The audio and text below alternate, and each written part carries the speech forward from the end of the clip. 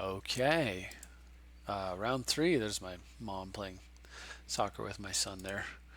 Oops. Well, I guess you know if it's a video with the title that I'll be putting on here that I did win all five. So let's take a look at how that happened. I'm up to three right now so far, so this is pretty good. So, round one against Big DZ Rider. And I'm going to have to apologize. Well, before we proceed, let me go ahead and bring up the deck list. And I will have to apologize in advance. I'm still ill. It's causing me to be, my voice is off. I'm a little bit stuffed up, so I will do my best to get through this. I've got a menthol in to try to make it easier for me to do the recording. So anyway, the only significant change from the previous video is that Jace Vryn Prodigy is in at the behest of one of the viewers. I am going to give it a try. It does make sense since the Jaces at least, although they are the same named command or planeswalker, they have they can get rid of each other in different ways, or Jace can finish himself off in pursuit of recasting things. So they probably won't really get. It won't be too clunky. I don't think. I don't think they'll get in their own way very often. So anyway, let's check out some games. And as it turns out, I don't think it comes up in this set.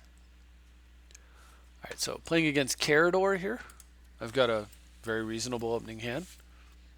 We'll lead off with a snow-covered island, and my opponent has a turn 2 Thalia that I decide to force, and I do it with Impulse because I have acceleration, and so teachings I'm expecting to use this game.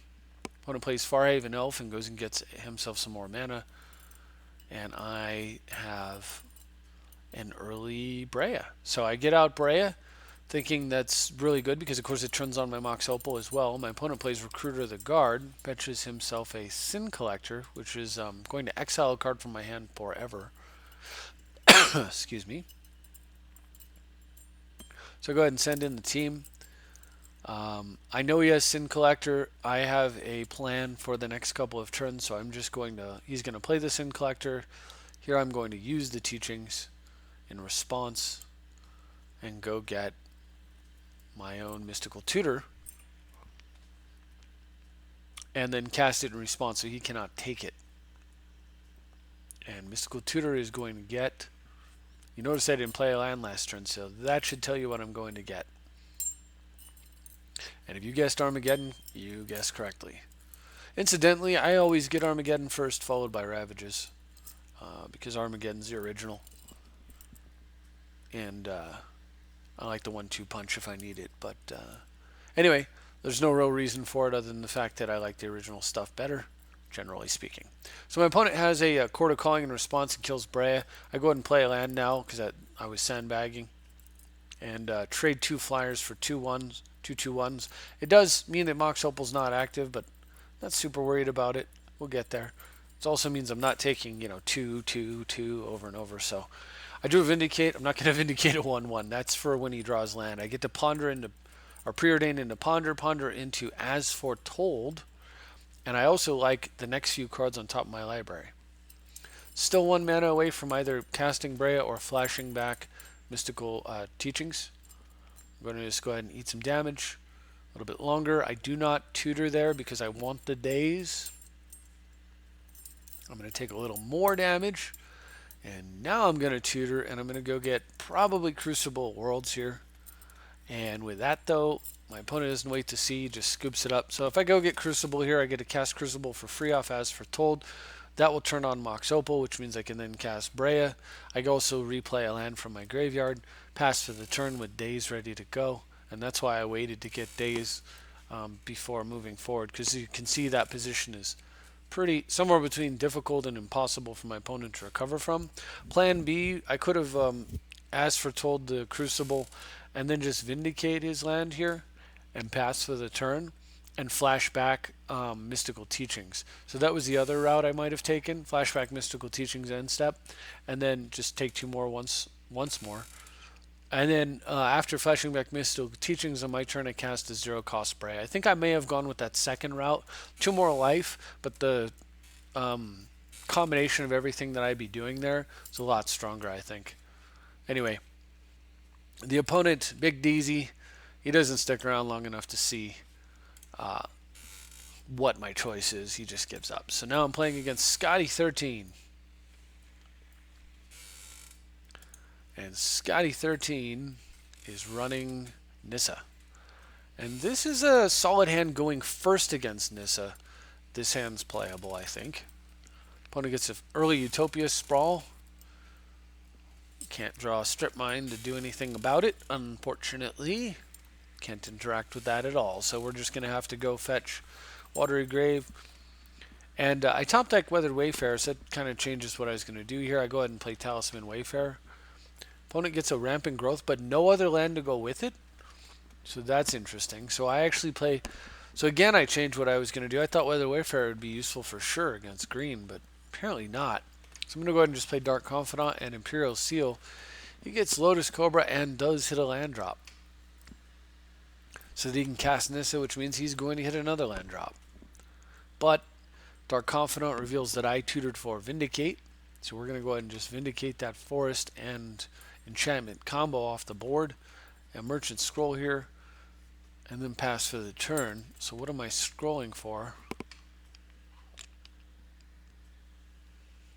I am scrolling for Mystical Tutor. Okay. Opponent's got another land drop, which triggers his Lotus Cobra into Oracle, which gives him another land drop. Well, that's getting a little bit out of control. And uses the mana to play Sylvan Library. Now I'm real nervous about how this is going to work out. I take a look with a Dark Confidant, find nothing, have to will, holding the land that I drew, replaying a land from the graveyard, and then casting only one spell off the will, Vindicate, and pass for the turn. But it hits another land drop. And casts Woodland Bellower, fetching Ulvenwald Tracker.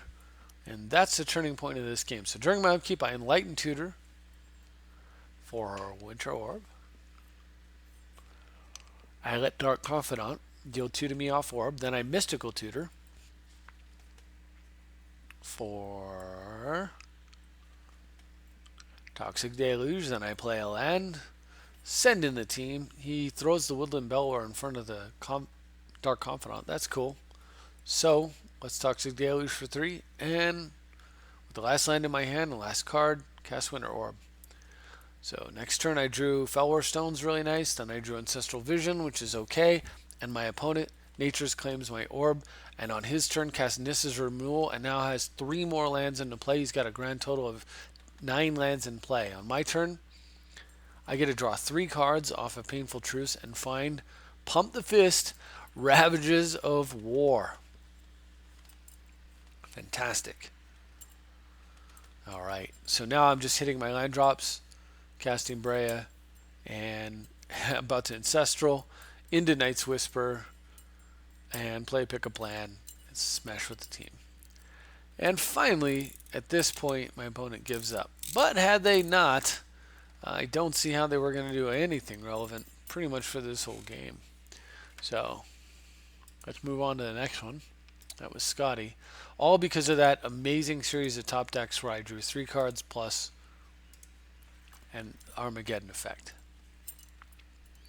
Alright, so match 3, I'm playing against C. Frank 1129.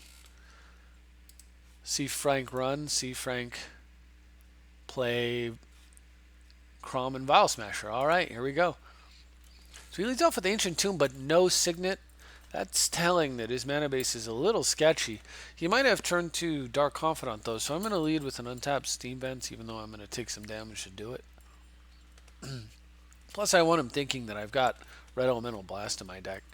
So here I go ahead and try an after combat Talisman of Indulgence, so that I could follow it with a Bolt. My opponent miscalcs that. Okay. Plays a Mana Confluence. Still can't play his Vial Smasher, which is really funny. And then he does nothing else. So since he's sitting on nothing, I don't know if I should have played an Artifact Mana here or not, but he could have Factor Fiction in response, so maybe it would have been a bad idea. So go ahead and just leak his Fact or Fiction because he's low on cards, and I don't want him to gas up. So he goes Vial Smasher. I'm going to, considering I don't have a second white source yet, I'm going to go ahead and get a plateau here, which is a little odd because you see I usually go get islands. But I want a second white source in case I draw a Jailer. Then on my turn, I play Felwar Stone and evasive action on my opponent's turn for Jace. Very, very nice. Finally, now I can deploy Breya, pass for the turn, and watch this next turn. It's very nice. So my opponent's going to... I thought he was going to play his 4/4 flyer, but he actually rolling Earthquakes the board clear. And during my upkeep, I Enlighten Tutor.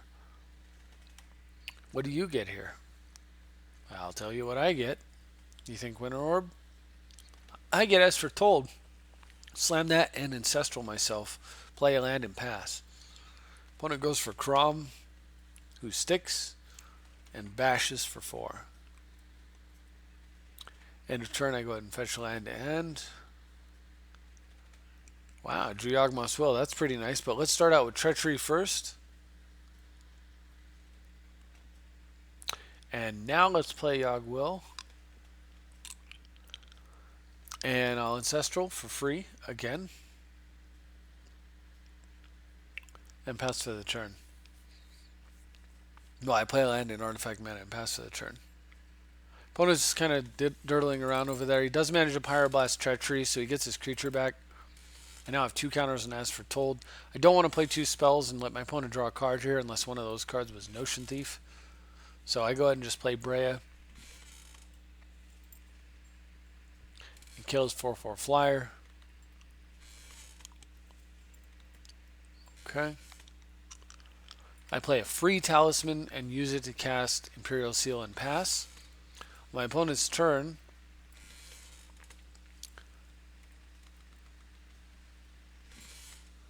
He goes for Exsanguinate. So I Impulse off of the As Foretold.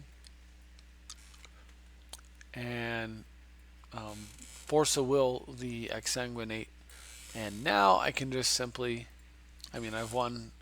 It's like, how many different ways do you need to win?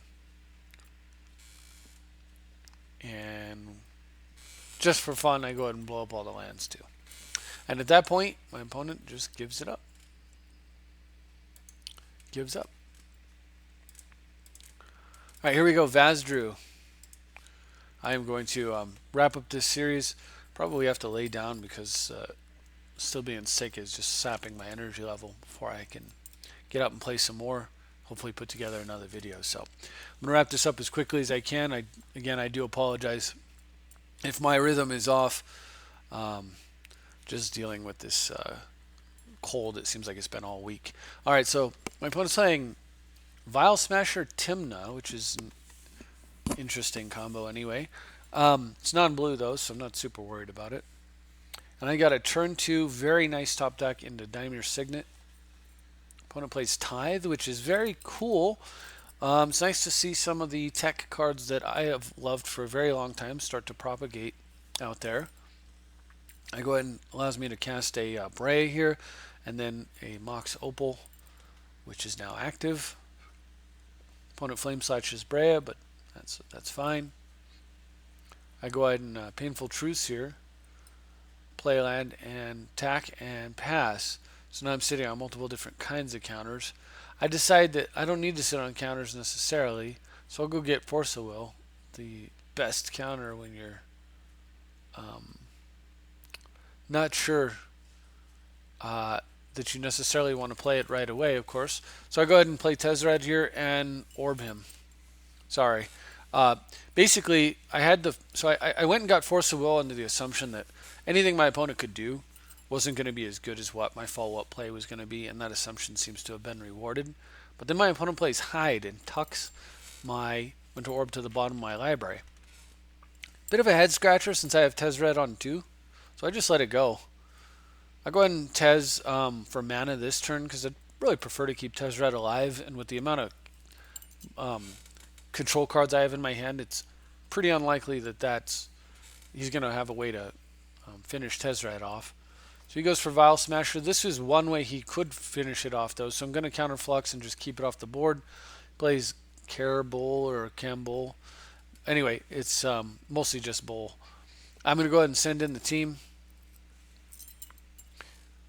bash and smash his Campbell, and then go ahead and X his 2 into Winter Orb. It's kind of weird that my opponent tapped out for just that when my orb was telegraphed, since he already knew it was in my deck. It's already been in play once. And I got it the exact same way. But hey, I'll take it. And with that, my opponent just gives up. So, what's very cool though is that he managed to take that deck all the way 3 rounds, all the way to round 4 without having a loss. It's cannot be the easiest thing. Alright, so finally we are playing Puppy Puncher. Looks so angelic and nice, but punches puppies. Against Serac Dragonclaw, they're going first. My hand is absolutely crazy. So I use Plateau here and throw away an island because I have evasive action. I want it to be good.